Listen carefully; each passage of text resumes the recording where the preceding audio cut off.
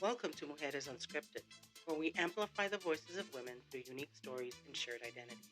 We're Christina and Renee, and each week we dive into candid conversations about culture, career, and personal growth. Join us as we celebrate the strength and resilience that connects us all.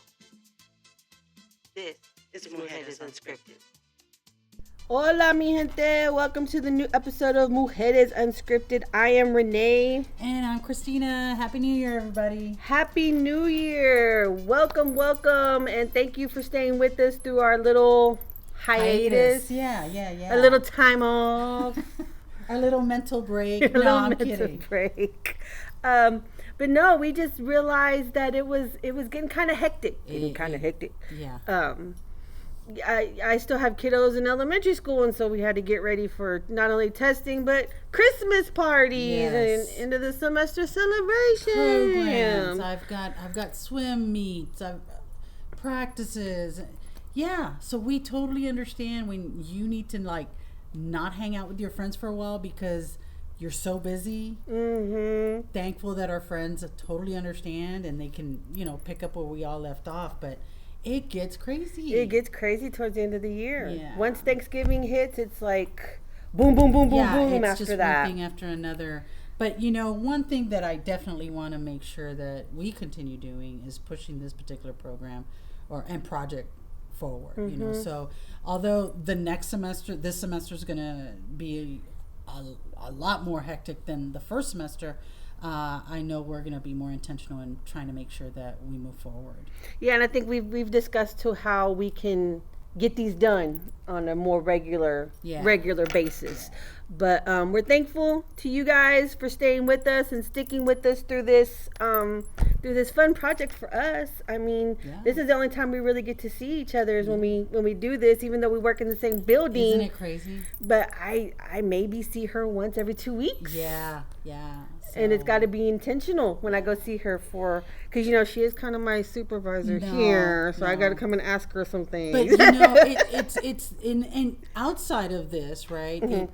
Our time is so limited with our families, and then we've got obligations with relatives who come in from out of town and in town, and so you're planning dinners and you're hosting and you're doing this and you're doing that, and then all of a sudden you're like, oh, that's right, we need to we'll get back on. So again, thank you guys for staying with us, and if you're new, welcome to our program. But even though the holidays have ended, there was this topic huge that kind of took over, I'm gonna say globally, because I saw it happen. It has to be. It was all over the internet. It was all over the internet. Or TikTok, right? I mean, it was just crazy. And we ended up having this major discussion in our own home about what constitutes a Christmas movie, right? I think because... Thank you, Die Hard. Yes, hats off. Hats off to Die Hard. This has been what I think the past 4 or 5 Christmases, people always, when we talk about Christmas movies, people always bring up Die Hard. Yeah. And there's always a big divide if whether Die Hard is a Christmas movie or just a movie that happens around Christmas time. Yeah, and let me tell you, my house was divided. Mm-hmm. Of course, my husband and I were like, yes, it's a Christmas movie, and we're going to watch it tonight. So the boys were like, what? This isn't a Christmas movie. What are you talking about? Where's the snow? And so, of course, we intentionally started pointing out what's going on with John there, Bruce Willis' character, and how things in the background, right, make it a Christmas movie. And my husband and I discussed that too, and we're still undecided. We still didn't come up with yes it is or no it isn't. It's kind of like because my husband brought up a good point. If Die Hard's a Christmas movie, Gremlins is a Christmas movie. Definitely. So and I'm just like, but I don't know, because to me, in my mind, it's White Christmas. Bing Crosby, Rosemary Clooney, sure. Those kinds of movies. That was on the list. Miracle on 34th Street, all of those that I grew up watching with my mom, and I make my kids watch now. They're not very happy, but they do watch it. So I don't know. I mean, It's a Wonderful Life. We almost started that discussion too, and I looked at my husband and said, "No, we're not going to do that to It's a Wonderful Life. It is a Christmas movie." You should see the face I'm giving her right now. It is. Because technically what happens to Jimmy Stewart in It's a Wonderful Life can happen any time of year. The only thing that I think that makes it Christmassy is, Daddy, when the bell rings, an angel gets its wings. And where's the bell? On the Christmas tree. Yes. But, we could have a bell on a door. I don't know. That's what I'm like, I go back and forth. Gotcha. I can't, I don't know. So I'm not a good person to ask because I say yes and then I'm like, but I don't know. I don't know. Yeah, we could have a whole lecture on what makes a movie. You know what? That's going to be, I'm going to create a class.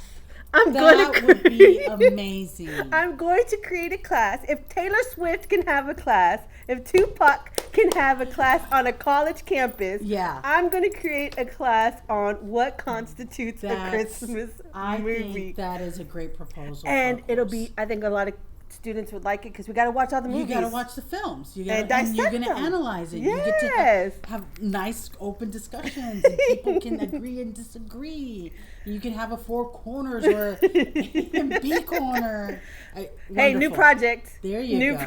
New project. You go. See what happens? Mm-hmm. Nice.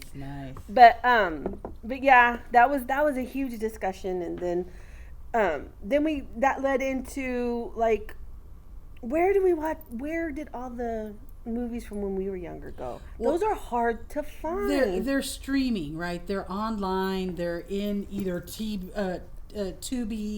or on MGM, and now you have to download an app to get to those films, right? To those nostalgic cartoons that we watched as kids on, Channel 4, Channel 5, or 8. And now you have to either find it on Prime or it's not just readily available anymore during That's the so holidays. sad because I remember, you'd get the TV guide. You write down which we never bought the TV guide because it was too expensive. But when I'd go to my grandma and grandpa's house, they bought the TV guide because my grandpa always wanted to know when like baseball games were on. So I'd go over there and be like, okay, Grandma, let me see your TV guide. When's the movie? Oh, Mom, Channel 11 on Friday. Yeah.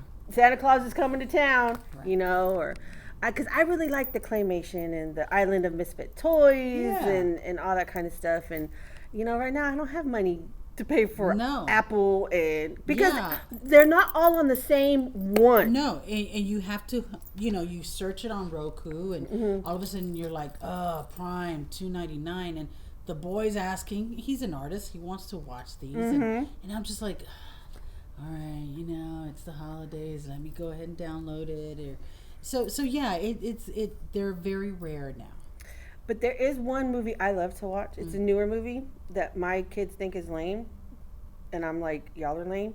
It's this cartoon, and I love it. It's called Arthur Christmas. We watched Arthur Christmas. Okay. It was on our list for this holiday, too. My kids think it's lame. No, we love it. Every time I'm like, all right, guys, let's watch Arthur Christmas. They you know what they're excited about? Arthur's Perfect Christmas, the aardvark. No. And I'm like, but Arthur Christmas is so much better. No, we want to watch Arthur's Perfect. Good. And so we had a little downtime. Don't tell my boss. We watched a little bit of Arthur Christmas in the classroom while the kids were working on their projects. Because we've talked about this. I need background noise. I need background noise. And I mean, my juniors and seniors loved it. My 18-year-old loves Arthur. And so they were just like, Miss, your kids don't like this movie? I'm like, no, because they're like, and they're like, this is such a good, lame-os. I tell them, I tell them, because every time I'm like, let's watch Arthur Christmas, and my kids are like, no, I'm like, y'all are lame. Yeah.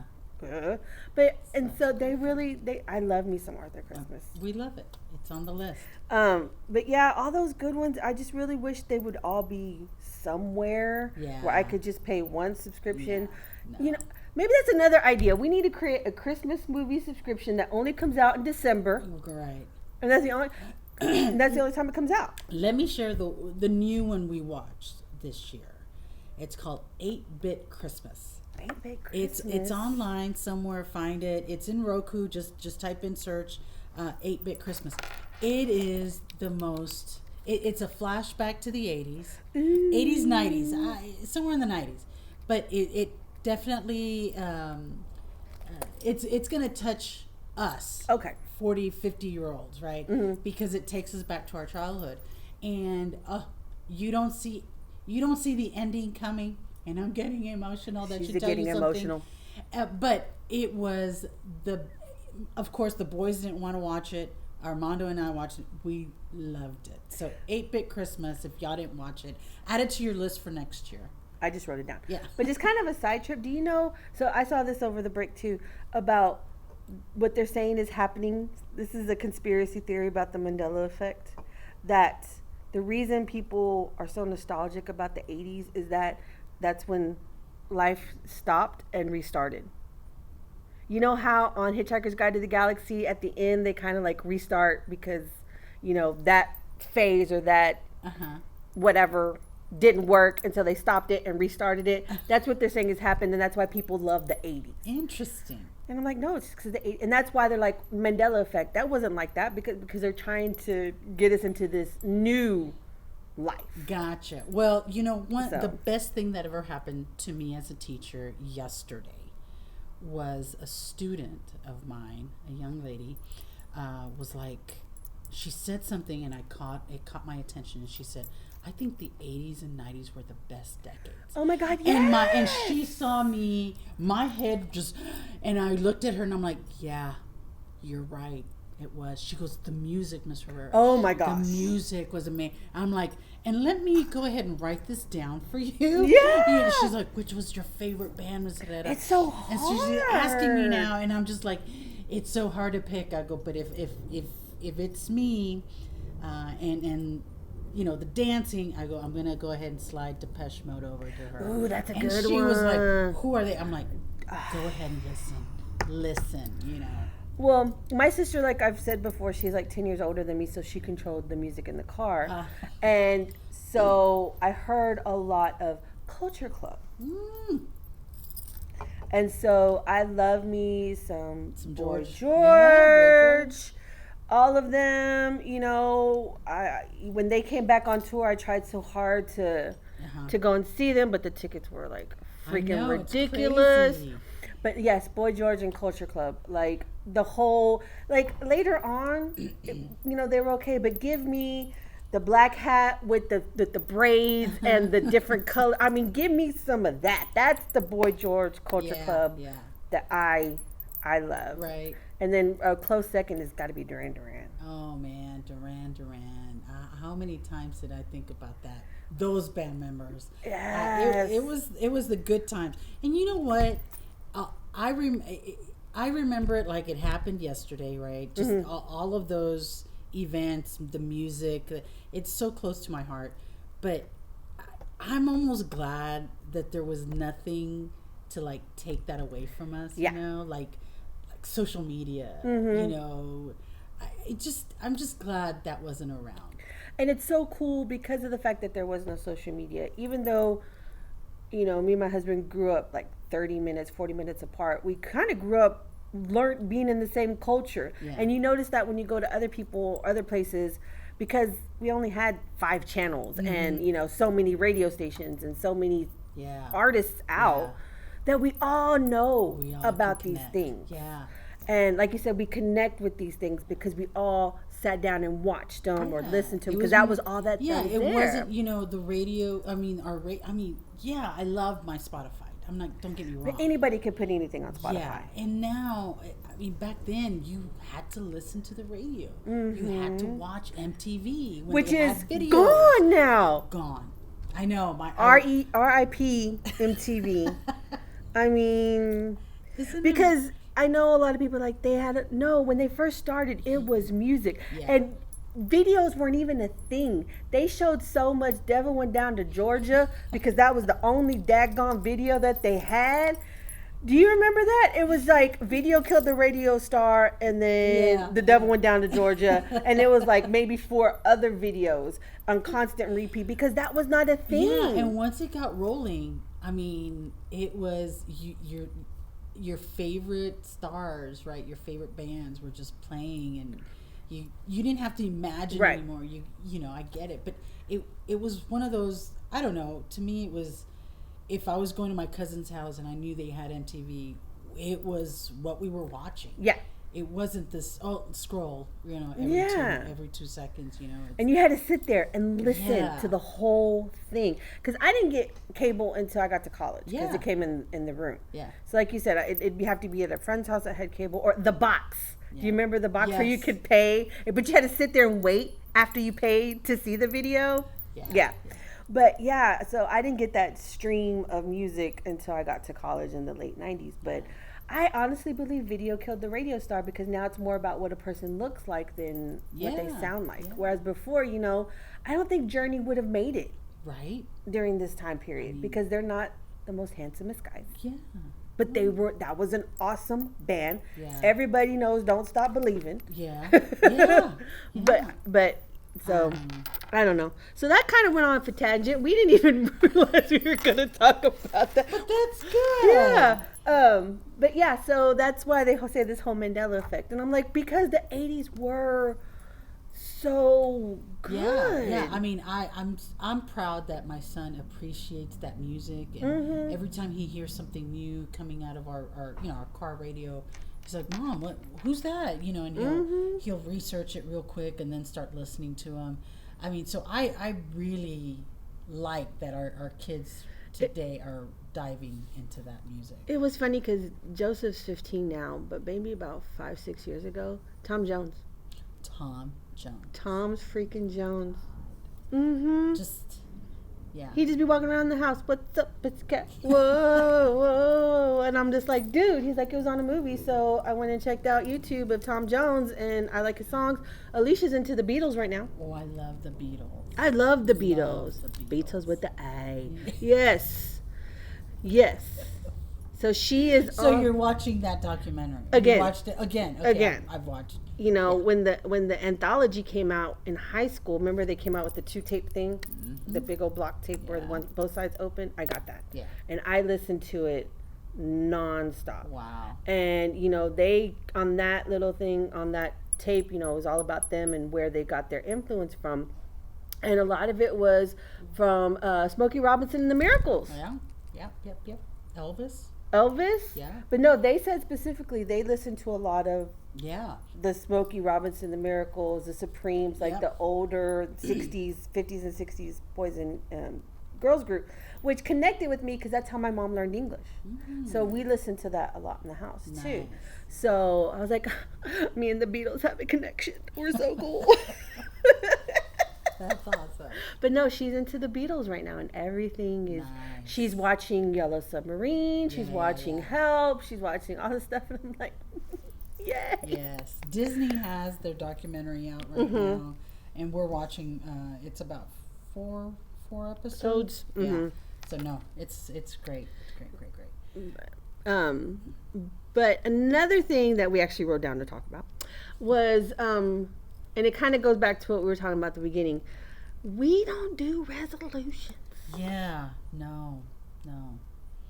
Just keep moving forward. I don't want to reflect on the year before in a negative light. You know, like, okay, fine, I didn't lose weight this last year. No, I'm just gonna keep trying. And if it works, it works. If it doesn't, it doesn't, and I'm okay. I don't need something else telling me I'm not doing a right good job. You know, I don't need a reminder going into the new year. So no, but I rather look at it as goals. Yeah. Right, as goals that we can meet, and if we did, check them off and move on to the next goal. And that's what always when I come back second semester with my students is we create goals for the semester, because in my mind I'm like, I got to make a goal for the semester with these kiddos too. And goals, the word goal just seems more achievable than a resolution. Yeah. It just seems Did like you resolve it. No, I didn't. Well, then you lose. Exactly. It's just a nicer term. Yeah. Did you reach your goal? No, but I met a mini goal. Yeah.